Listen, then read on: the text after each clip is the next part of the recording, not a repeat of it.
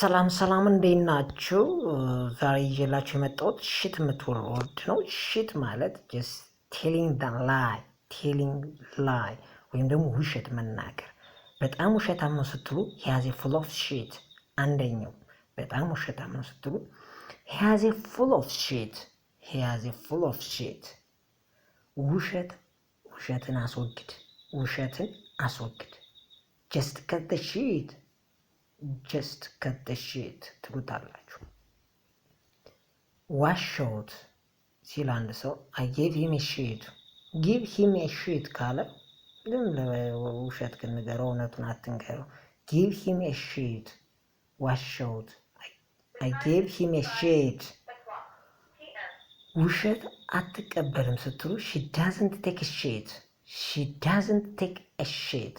ውሸት አለባት ስትሉ I think she has a shit።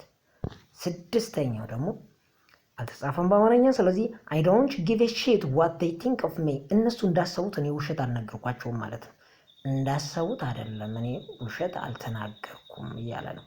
ስለዚህ ይህንን just you can practice by your own practice አድርጉት። ወዳችኋለሁ። ሰላማችሁ ይብዛ። ግን ማስመሰልና መዋሸት ትልቅ ኃጢአት ነው። አትዋሹ፣ አንወሻሽ፣ አናስመስል ነው የምለው።